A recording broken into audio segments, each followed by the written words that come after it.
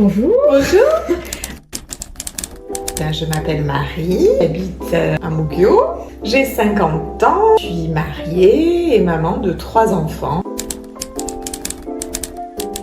Si c'est mon mari, il répondra que je suis son épouse. Si c'est mes enfants, ils répondront que je suis leur maman. Si c'est mes amis, ils diront que je suis joyeuse, sérieuse, travailleuse, têtue, casse-pied des fois. Je suis infirmière à domicile. J'ai toujours été infirmière. Avant, j'étais infirmière à l'hôpital. J'ai travaillé 12 ans à l'hôpital. J'ai profité de l'arrivée de mes jumeaux où j'ai pris un congé parental. À la suite, je me suis dit que c'était l'occasion de partir en libéral parce que l'hôpital, c'était trop de pression, trop de travail à la chaîne. J'ai eu envie de partir de ce système-là. D'abord, j'ai fait 1 an de prépa pour préparer le concours infirmier. Et après, j'ai fait 3 ans et demi d'études à l'école d'infirmière de Montpellier. J'ai fait 2 ou 3 ans à la faculté de sciences économiques. Non, si ce n'est que dans ma famille, on est pratiquement tous du milieu médical. Je voulais pas du tout être infirmière. Le hasard a fait que j'ai gagné un voyage en Autriche par une tombola de l'école d'infirmière de ma cousine qui était en 3e année. Et du coup, de les entendre toutes parler de stage, de leurs études, ça m'a fait me questionner. Je me suis dit que c'était ce qui convenait le mieux à moi, à mon caractère. Donc, je me suis lancée dans ces études-là. C'est ma famille, ma grand-mère, mes cousines, ma tante était infirmière. Oui, ce voyage. En fait, je m'en suis rendu compte pendant ce voyage. Une fois que j'ai pris cette décision-là, j'ai plus de doute sur le fait que c'était ça que je voulais faire.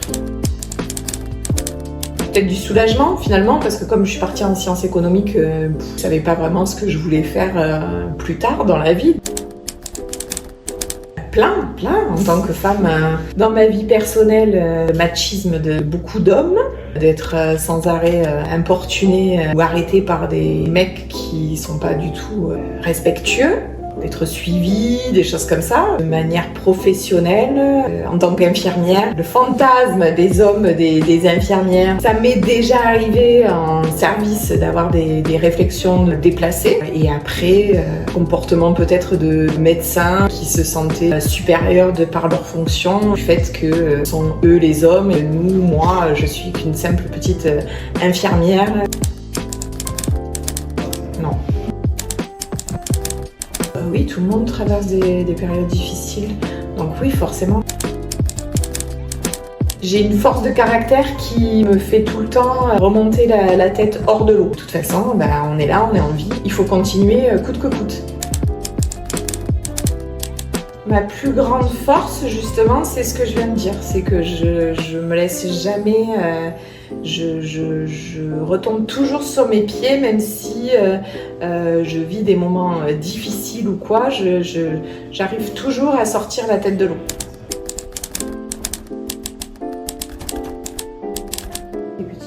Toujours. Oui, disons que j'ai vécu des choses quand j'étais petite, justement, qui ont été très difficiles et qui, je pense, m'ont forgé ce caractère-là, de toujours... coûte que coûte, aller de l'avant.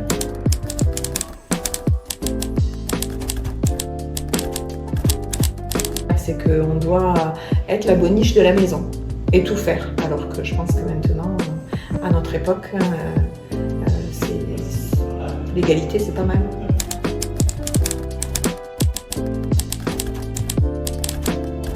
Un conseil qu'on m'a donné, toujours aller de l'avant.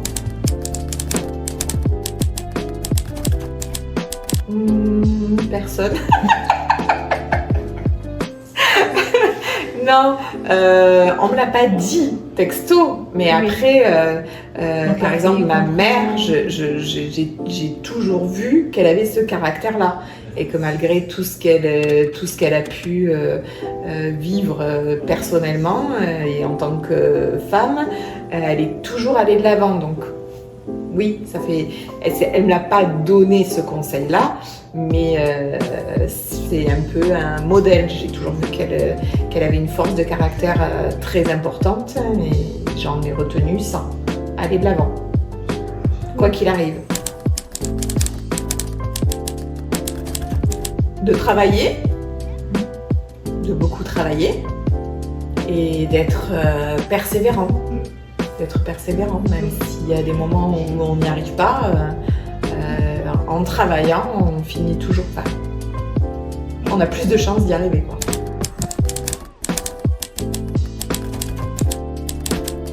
Ma famille, mon mari, mes enfants. En ce moment, mon mari, mes enfants. Ce qui me motive, c'est de vivre pleinement, tout simplement.